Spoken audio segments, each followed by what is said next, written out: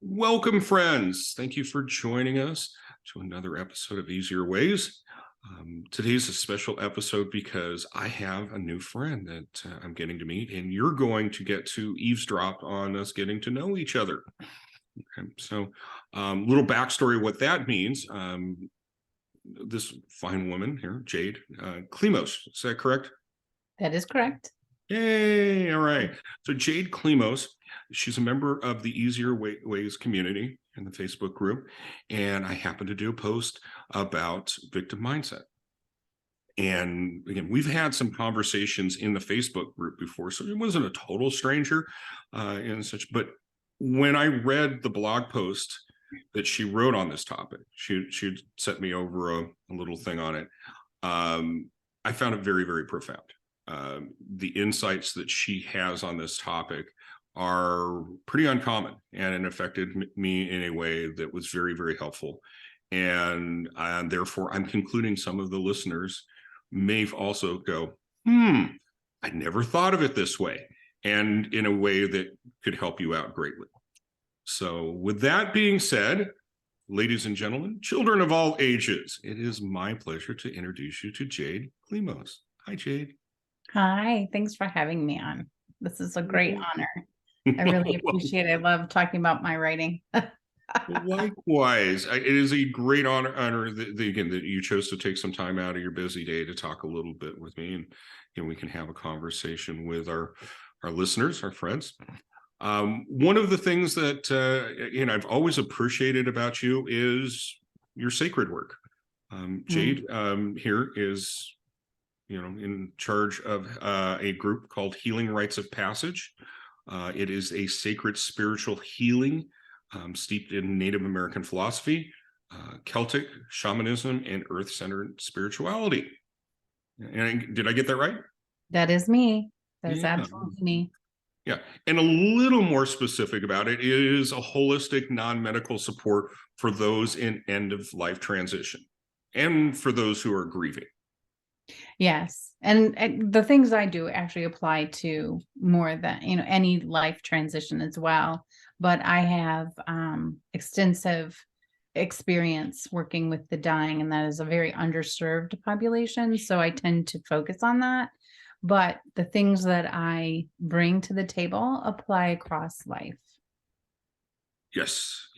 Again, I was very fortunate that someone pointed out to me at one point in my life that grieving does not have to be the passing on of life.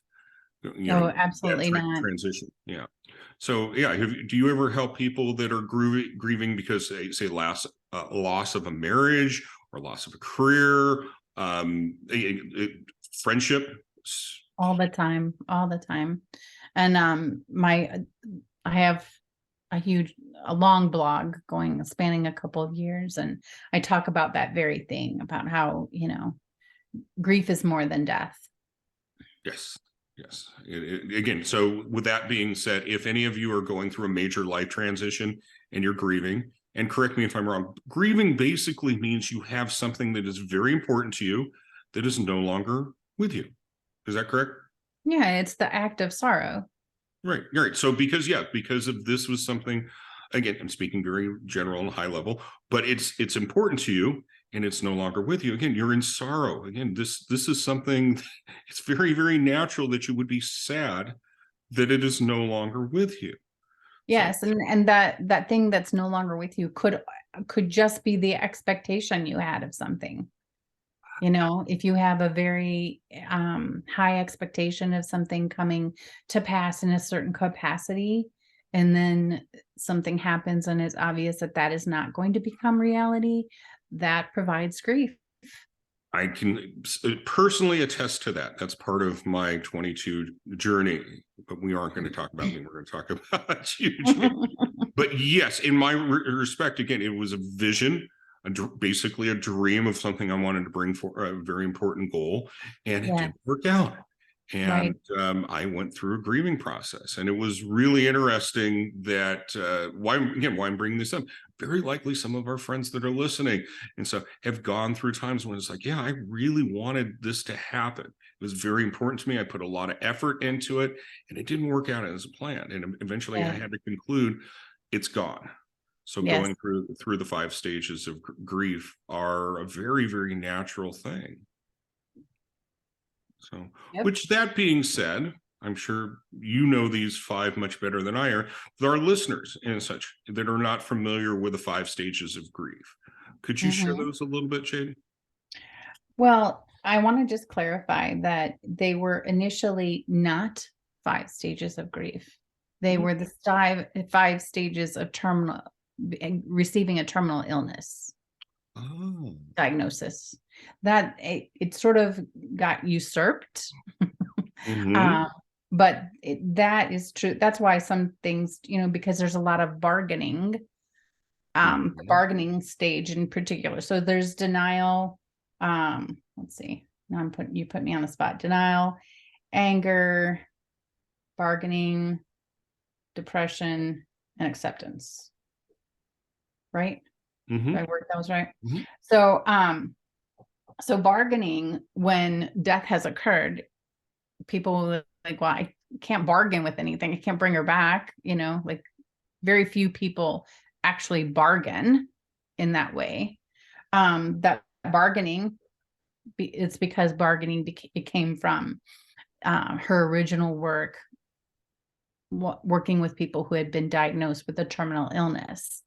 And when there's still this possibility that death could not occur, and I will bargain for the end that I desire, right? But enough said. I mean, that said, those are the 5 stages that we go through when we can expect, because there's all sorts of grief, right? There's anticipatory grief also, and that comes with a terminal illness or terminal diagnosis, or the terminal diagnosis of our loved ones. We want to figure out a way that this ending will not be our story, right? So the first thing is denial. Like, this cannot be happening to me. There's got to be a mistake. And then there's anger in that. I don't believe this. I did everything right. Why didn't things turn out the way I wanted them to? And then there's then of course we have the bargaining. How can I make this not be the case? And then there's depression. That whole okay, this sucks. Here I am. I can't do anything about it. I can't deny it anymore. Can't stop my feet anymore. I've done all the bargaining I can do. Now I'm just really, really sad. And that's beyond regular sadness, right? Depression is beyond that. Grief, sorrow is beyond regular sadness. And then there's the acceptance, and that doesn't mean you're happy about it. It just means, okay, this has now happened. How am I going to walk forward? Yeah. So I was introduced to the word acceptance in a similar concept in recovery. And for myself, the way it was explained, acceptance doesn't mean you like this. Acceptance doesn't even necessarily mean you agree with this and such. Acceptance means you're no longer denying this or fighting this. Is that correct also in your work? Yeah. So again, you're going through all these phases, and it's been, again, my personal experience. I just had to feel the emotions. I had to let it run its natural course. Is that also for other people as well too? Absolutely. Our bodies know, what we need to do. They do a lot of things automatically. Our emotional bodies aren't different. What happens is we tend to overthink, override, and deny that our emotional experience. We want to leapfrog to acceptance, or we want to leapfrog to the end that we would like better. We want to not have to have the experience of the sorrow. But that's the whole purpose of being human, is the exploration of the emotions and that experience that it brings. Yes. That's where our growth comes from. Right. But of course, when you're in the middle of that and with the sorrow, and again, I certainly know about the wanting to jump all the way over to acceptance. And then when that wasn't really appropriate at that time, again, all those challenges of just like, Randy, it's okay. This is quite natural. And again, why I specified in the beginning when we were talking about the 5 stages and such, that it, for me, it was frame up, no, this is something important. Can you just recognize that you have things that you value highly important in there? But most of all, again, frankly, how I got through this was having the support of friends around me, and no one trying to fix me or anything. They were just basically reminding of these little things, like I'm just now bringing up. Randy, it takes what it takes. Well, this sucks. I wish it would be over now. Yeah, that's kind of your bargaining stuff right now. And again, if you can just be super smart and super strong and just jump to acceptance, and that you don't have to feel the pain that anyone else would when they're grieving. And it was just like, sorry, dude, you're human. You're just like everyone in this respect, but know that it doesn't totally suck.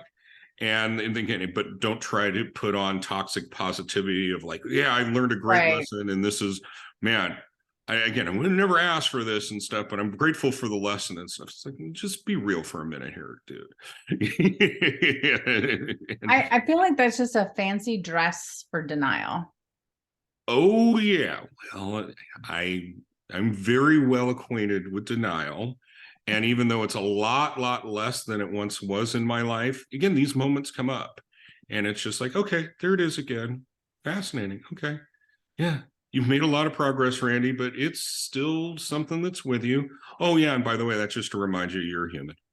Mm-hmm. I think everyone, even the most, I'll use the word enlightened, but people that are really self-aware and such, have these moments of, again, because it sucks. All of a sudden, again, you kind of start doing your behavior patterns to make it be a little less sucky, trying to control things in a way that, again, aren't going to accelerate the process. Has that been your experience with people you've worked with? Yeah, I think that the denial, I forgot what I was going to say now, but yeah, no, I lost it. Sorry. It's all right. It's totally cool and stuff. So anyway, folks, again, we're not all going to be talking about stages of grief and denial, but again, I wanted to share with you, again, a little bit about what she does, okay, how Jade is an expert in this field, and some things that, again, you could talk to her about if you're going through a difficult time. But really, yeah, the topic of our time together here is in reference to the victim mindset, which you're probably intelligent enough to know that part of this process can, again, of grieving, can include that. Is that correct, Jane? A person can start blaming and feeling self-pity during the process? During the grief process? Yes. Specifically? For sure. But I think it goes broader than that. I mean, I know it's intertwined a lot, but I don't think that people consider themselves victims when they're in the grief process. I really don't. I think that but the victim mindset affects how somebody will grieve. Because someone who's in a victim mindset takes all unfavorable results as evidence that they're a victim. Right. And I'm thinking this would be during the anger phase, at least speaking from my personal experience. Part of the reason why I could see being the anger and stuff is I didn't deserve this. So if that makes sense. Mm-hmm. And again, I don't think necessarily anybody ever deserves going through deep sorrow. But on the other hand, this is typically something that you have a person, place, or thing, an idea that you have a relationship with. You are involved with this. And again, you kind of touched on a little bit about expectations as well. That was my part in the situation, if that makes sense. What do you mean? In regards to, again, where I had unrealistic expectations, because I had a vision in my head that was more emotional than logical, was more subjective than objective. And yeah, as far as going through the phase of again, anger, and stuff, there's part of it is like going, I didn't really deserve this kind of stuff. And again, it wasn't as bad as previous times in my life, fortunately. Again, friends help a lot with that. But having the situation where, again, I didn't think of myself in anything about blaming or there, but looking back on it, I can reflect upon that. So, Yeah. So what I'm again, letting our listeners know, and again, kind of directing the conversation, I want to kind of segue into what we've been talking about, this blog post that Jade created that really kind of, made me read it twice. So it was one of those things that was too good to just look at once and go, this is cool. I really wanted to contemplate what she shared. And here we go around again. We're going to get to talk about it. I'm going to get to talk with her about it, get a deeper understanding in this blog post, and you guys are going to get to eavesdrop. So would you be kind enough to read the blog post you did, Jade? Absolutely. So, victim mindset. Overcoming one's traumas and the victim identity can be a tricky thing. While we tend to think of victim thinking as poor me thinking, that is only one type. Victim thinking can take many forms. Think about trauma like conquering a mountain. The midst of the trauma is tantamount to scaling the mountain. You are at the mercy of the mountain.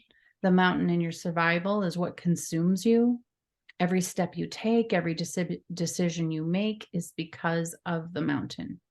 At any moment, the mountain could claim your life. Your whole goal is to get to the top alive. You suffer because of the mountain. Therefore, you are an active victim of the mountain. One day you find yourself on top of the mountain. You are done scaling. You commemorate your victory by planting your flag and do a dance. You sit atop the mountain and look back on the terrain that you overcame and you celebrate it, rightfully so. You still suffer the mountain though, so you are still a victim of the mountain, a surviving victim, but a victim nonetheless. Then comes the time to descend the mountain. Every decision you make is still dictated by the mountain, but things are a little easier now. You are working with gravity and using tools that make the descent much more rapid than the ascent. You are recovering the terrain of the mountain and understanding from a different vantage point just how daunting the task had been. You still suffer the mountain, so you are a recovering victim, but a victim nonetheless. At the bottom of the mountain, a transport awaits to take you back to a little city in the foothills of the mountain where you get a hot bath, sweet smelling soaps, and a hot meal, as well as a clean bed to rest in. You stay here just long enough to regain your strength. You get the proper treatment to set your wounds and injuries on the right path to healing. You debrief as others ask you questions about your adventure, and you relive the accomplishment while telling the tale. You rest and begin to rise again in the aftercare, but still you suffer the effects of the mountain, so you are a recuperating victim, but a victim nonetheless. After you are recuperated, you discard the equipment that was damaged in the climb, you pack up your gear and head off for home, a place far away from the mountain. In your new home, you put up a picture of your victory moment and store away your survival gear. Your home is decorated with many aspects of yourself, but only one picture of your conquering Mount trauma. Initially, new people in your life will be curious about the picture on your mantle and they will ask about it.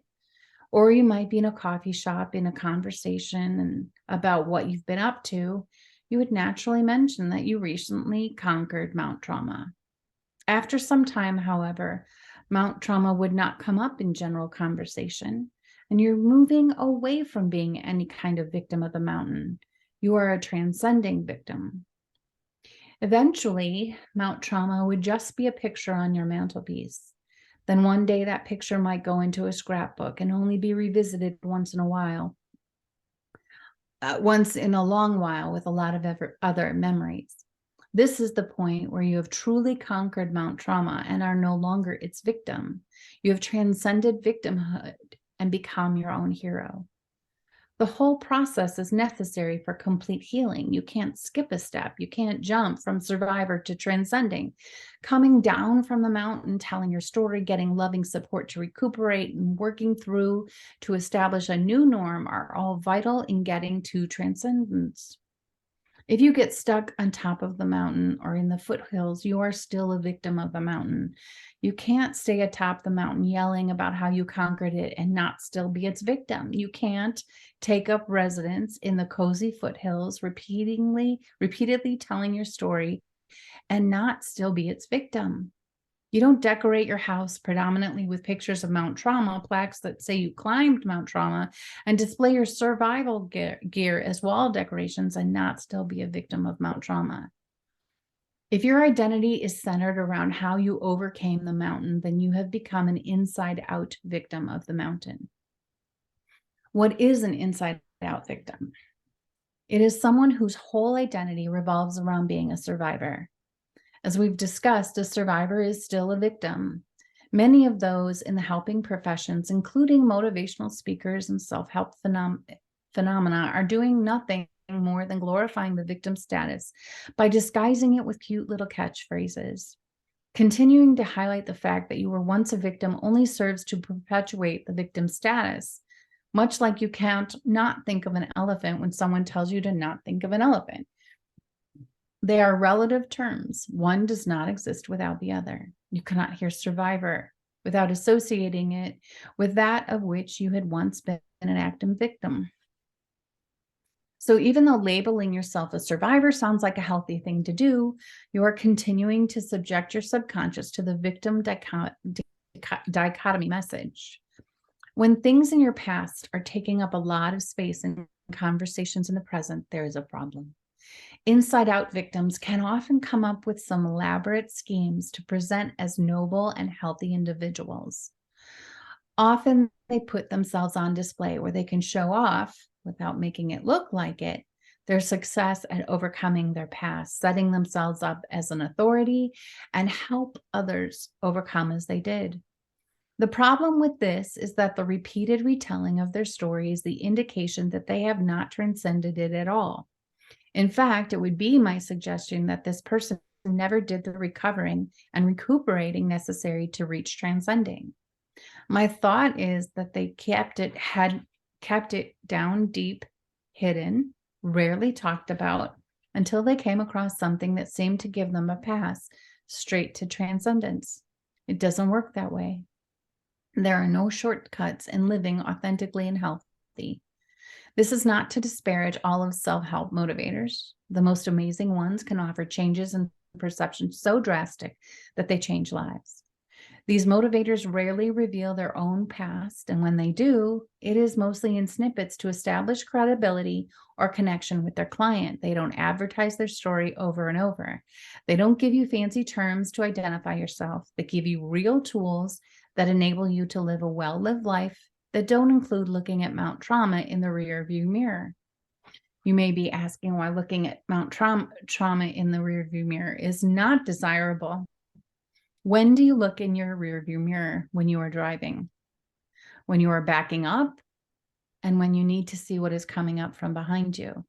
If you are moving straight ahead, there is no need for a rearview mirror. That is wonderful. Thank you. Thank you for sharing that. Thank you for appreciating it. Well, again, it was easy to appreciate. So there was a lot covered here. Was there anything, starting from the top and working our way down through it again, was there some key topics or paradigms that we should touch on now? Is there anything you'd like to point out? Gee, I mean, we could go victim by victim if we wanted to,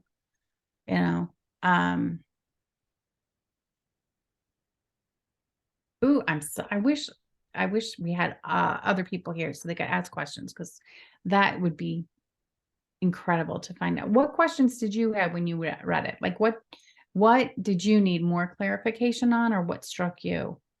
Okay, well, again, I think that's a great suggestion, and in both ways. One, yeah, what we should do is probably have a live Zoom on this topic, if you're open to that. Oh, That's something sure. you'd like to That do. would be And fun. so what we'll do is we'll schedule in the group, give some people enough notice on this, but we'll have something where it can have the dynamic of many perceptions on this. Yeah. But one of the things that really stood out with me is, again, we go through these challenges in life. About that. Again, we've been talking about grief, and again, how grief is not necessarily just the passing of a person's life. For myself, I have seen it countless times in the recovery world that people are mourning the loss of their old life. Okay. Mm-hmm. And again, I just use this because it's fairly dramatic, again, a dramatic lifestyle change. Once upon a time, you were getting high regularly, and now you're not. So life is dramatically different, and people are, again, even though there was reason that they started going to support group meetings and stuff like that, they're grieving the loss of that old life, and they just they're still a bit stuck in the past. But over the course of time, they get to the point where they conclude, hey, look, yeah, that was the past. This is today. I can only be alive today. I can't be alive in the past. And yeah, eventually things that used to be, again, I use the word important to it and such, but and we've, the word trauma has been years and years. Again, there's these moments in life that stick with a person. But as we go through healing, they're less important, and they have less power over how a person lives. I think that's kind of the gist of what your blog post is. And but yeah, one of these things, again, they melt away. Is, yeah, look, I'm a survivor. I have recovered from my addiction, and this, all in all, is a wonderful, wonderful thing. But as you point out in the fact of, again, as the person has scaled this mountain, has, again, this victory of like, yes, I have been sober now for, I'll say, a year. Yeah, congratulations. Yeah, you made it the first year. That is a huge accomplishment. And your life has totally changed. And the majority of instances, we would say your life has changed for the better. Oh, yeah, I am so grateful. I'm never going back to my old life. That's great.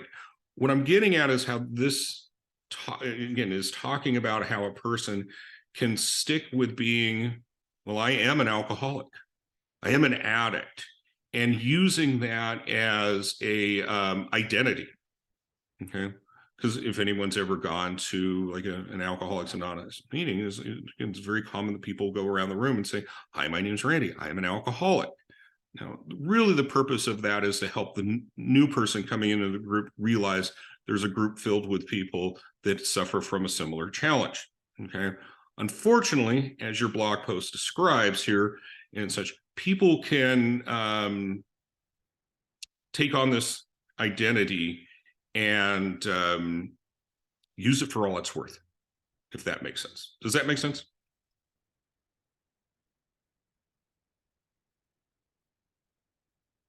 I lost you. You muted, Jaden. I did that because the dogs were barking. Sorry. Oh, I love dogs.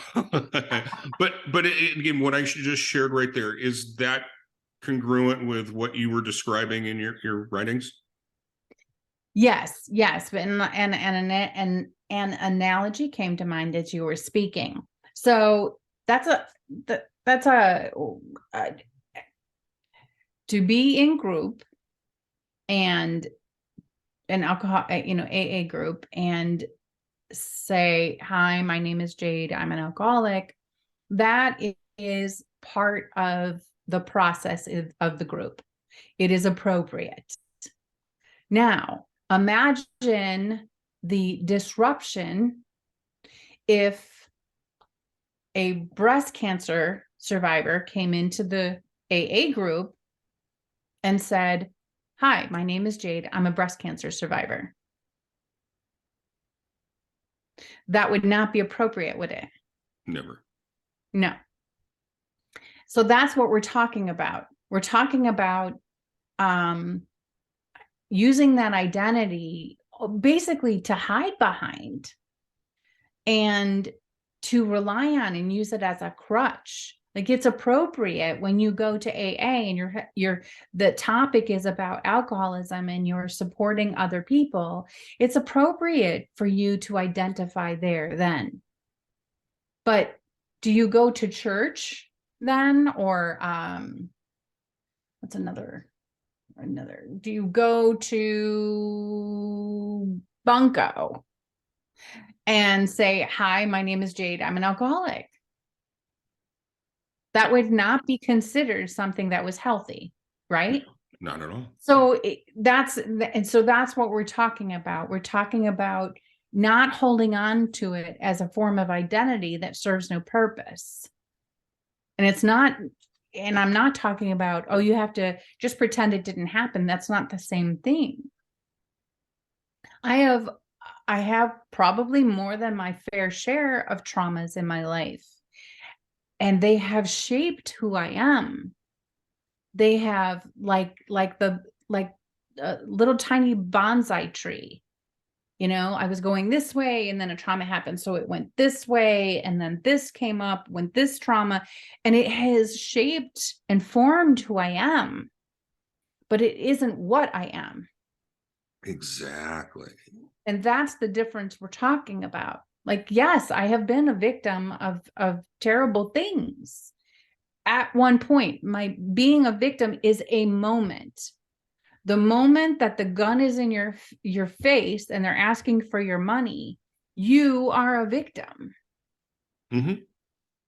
And after that is your journey out of that victimhood, the healing of that. And you can heal it to the point where you're no longer the victim. Does that make sense? It does. It does. But to repeat back to make sure that I am understanding you correctly. And so again, when the healing back, again, I've used the word important. That was that traumatic experience. Again, it's very important. It's with you. Again, when you're talking about having a gun in your face and such, you will do things in your life never to be in that situation ever again. And you may have nightmares about it and such. You may need to go through therapy and process this and such. You should never forget about it. No. But on the other hand, it shouldn't mean that you are afraid to leave your house. Right. Okay? Or when you go out of your house, it's the only thing that you're going to talk about. Right. So, yeah, you could be, I don't know, it's Christmas time right now, listeners. If you didn't know, this is December and stuff. Christmas is not far away. Going to a Christmas party this weekend. And when people are like, what's going on? You start talking about this as well. And again, this is very high level, it might be important that somebody needs to get it off their chest. You might be talking with somebody who you feel safe as a confidant and such. But in general, yeah, I just met Jade at this Christmas party. Hey, what's going on? Oh, wow. Thanks for asking. By the way, man, did I ever tell you about the time I was robbed at gunpoint? And people will very likely be polite and listen into it and such, and very likely could have empathy for what has gone on here. But it really, unless you are also someone who's experienced this same traumatic thing, there is very little commonality and there's very little connection involved here. So by myself having this obsession, this dominant idea, this thought, that again, that's why I'm talking about identifying with, much again, as alcoholism is not just you can't control your drinking, but it's your most important thing is drinking. It's a dominant thought. You're obsessing over it. Well, so again, it's right. This.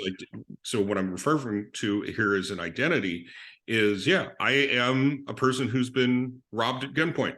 That is who I am. Now, that is what has happened to you. Okay.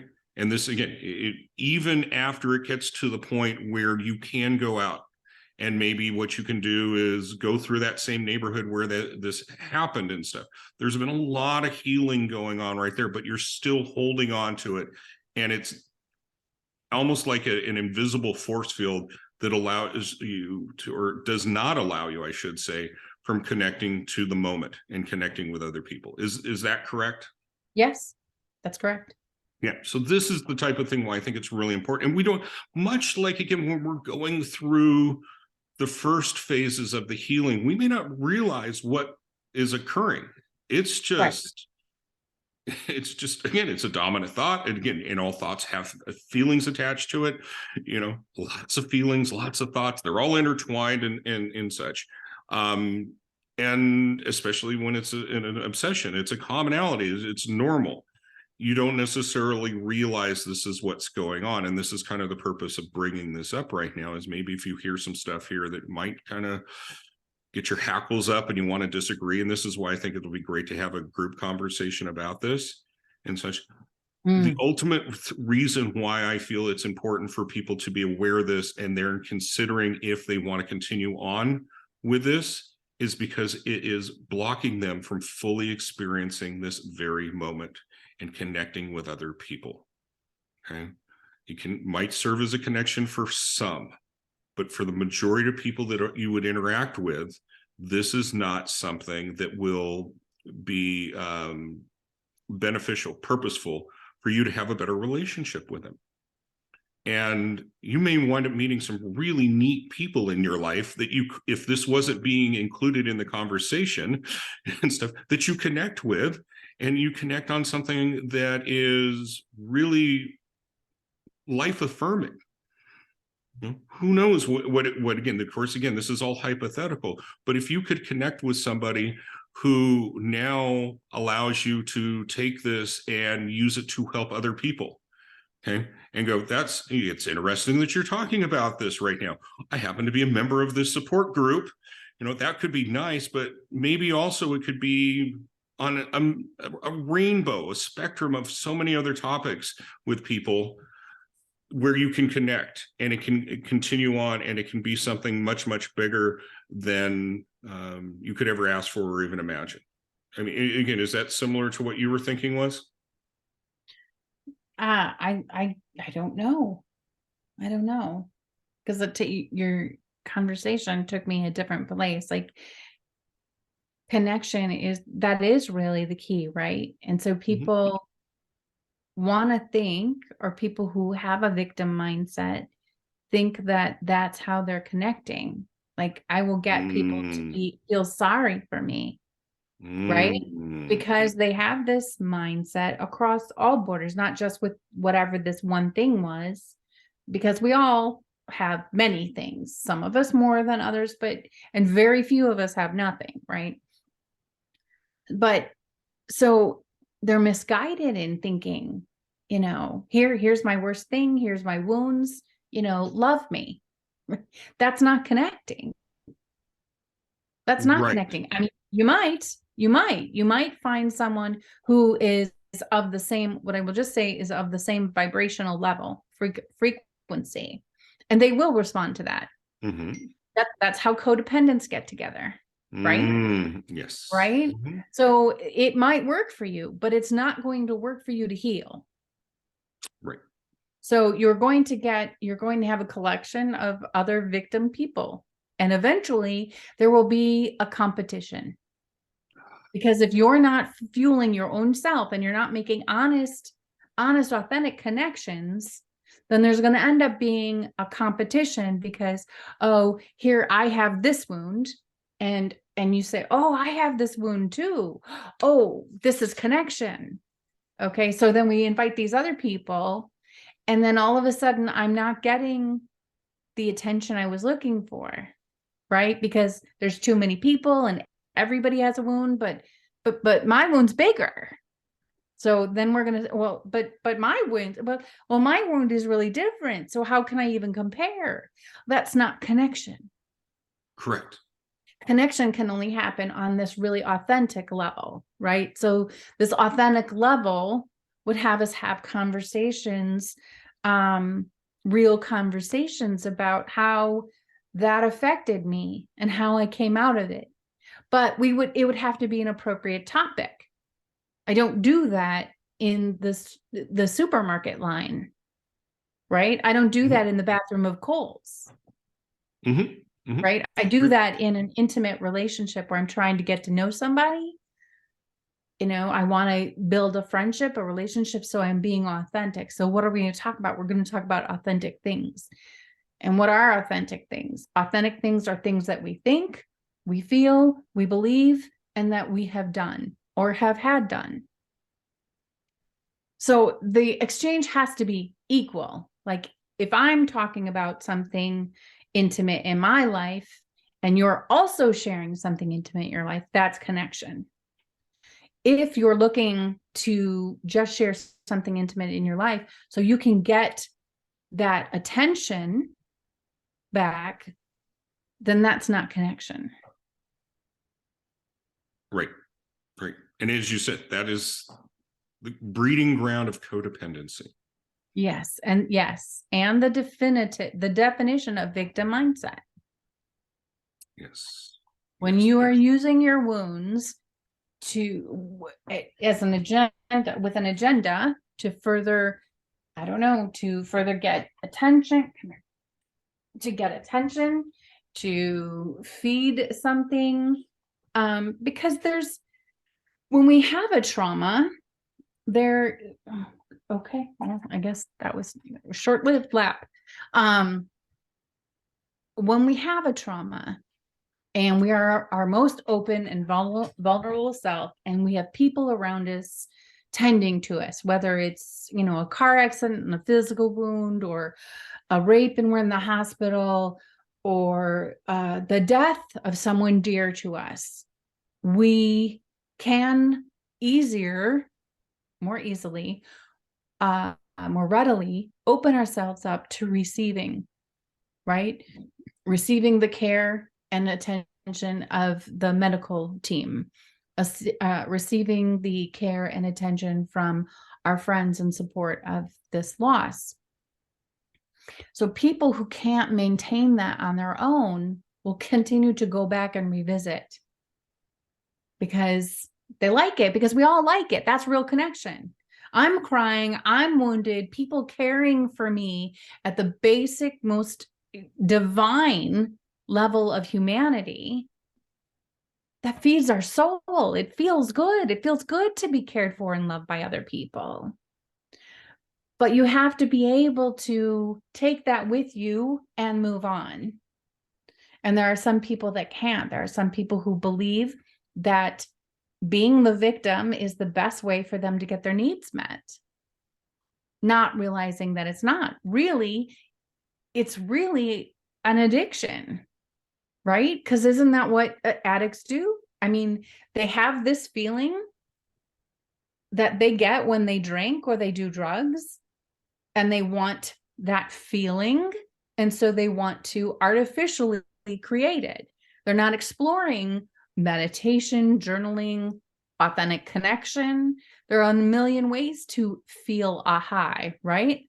Mm-hmm. Mm-hmm. So people who are addicts, they go for the easy high. So a victim is doing that very same thing. Like, I know how to get the attention I need right now. I'm feeling sad. I'm feeling isolated. I need the attention. I know how to get that. I'm going to go for the easy win. Yeah. Right. So I'm going to lay out my pity story. I'm going to take control, or what's the word I'm looking for? Monopolize. I'm going to monopolize the conversation. I'm going to monopolize the attention in the room. This is supposed to be a Christmas party, but I need attention. The only way I know how to get attention is by being a victim. So I'm going to tell my story at this Christmas party. Yeah. Yeah.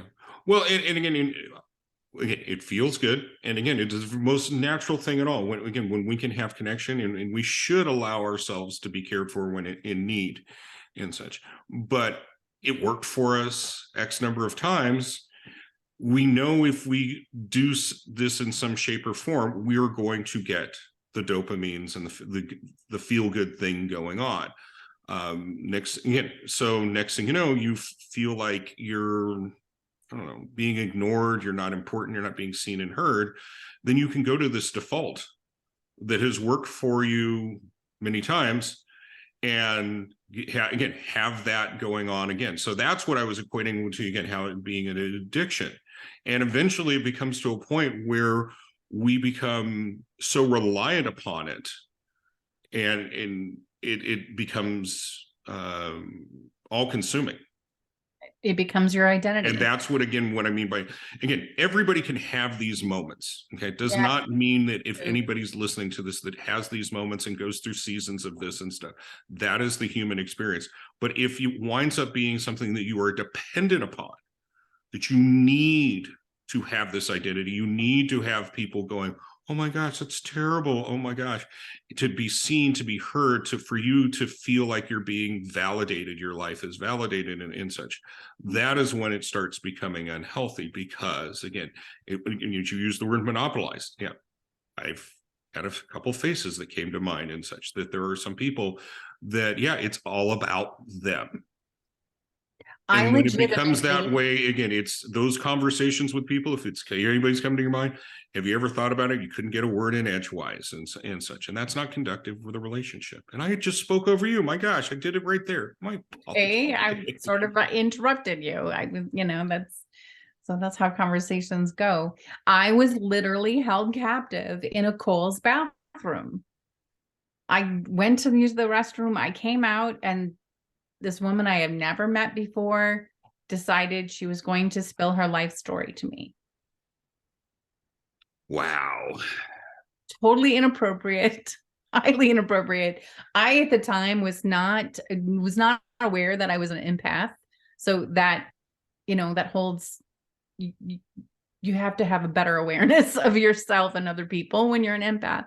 And when you don't know you're an empath, then that leads you into being held hostage in a Kohl's bathroom, listening to somebody's story, providing empathy and sympathy, but not, completely monopolized my time, had no consideration for my time or where my state of mind might have been. She just literally verbally vomited all over me. This is what it means when hurt people hurt people. Not that she hurt me, but people who are bleeding bleed on other people. She bled all over me that day. Yeah. I don't even know how it happened. I don't even know that I asked how she was. So how she got to that point, I don't know. But these are people that are walking around and they're not living a great life. That's why I use the analogy of the mountain. Because when you're climbing it, you are legit, you will have every right to call yourself a victim. And as you're healing, you have every right to call yourself a victim if you want.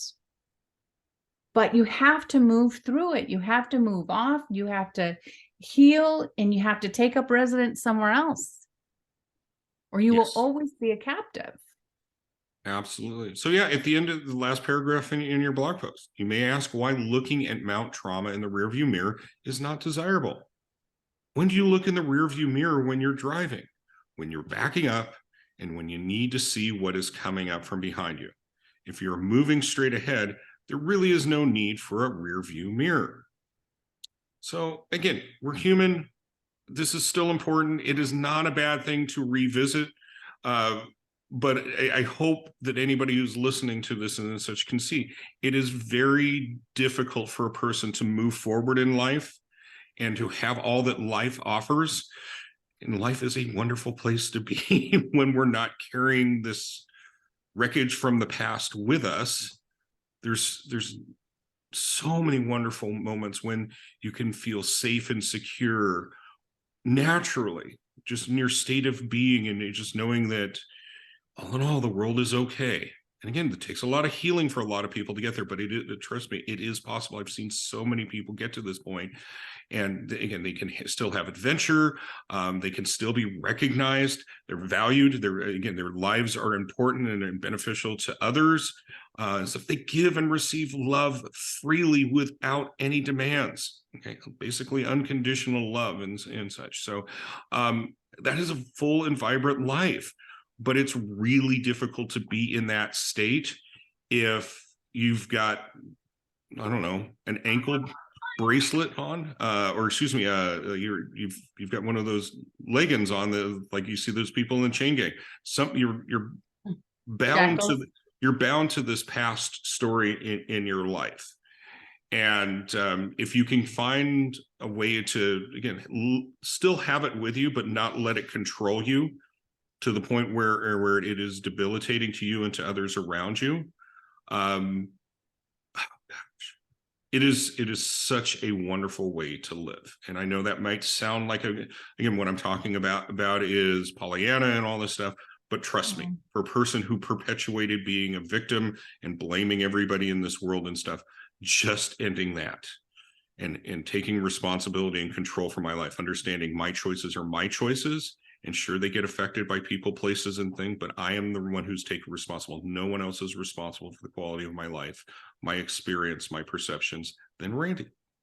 Okay. That is an empowering state of being as opposed to a victimhood state. But that all being said, we're going to figure out a time and place to have a group session. I think this is worthy on having many people discuss on it.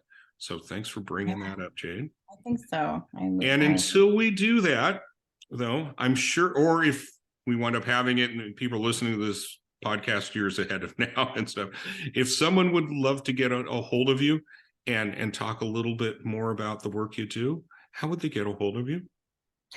You can reach me by email at healingritesofpassage@gmail. I also love to use Facebook chat, and you can find me at Judith Jade Klemos. Great. Multiple channels. And I'll put them in the post with the post for the podcast. And yeah, make it easy for people to reach out to you, because it's certainly been beneficial, my time with you today.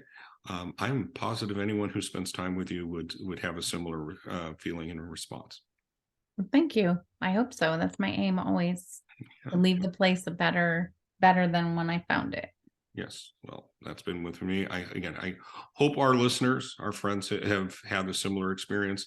And again, if you're a member of the Easier Ways group, we're going to be scheduling a time together to actually do a group session. And heck, I think we should record that, so those, again, that don't have the opportunity to be there live can at least hear a lot of different perspectives on this topic.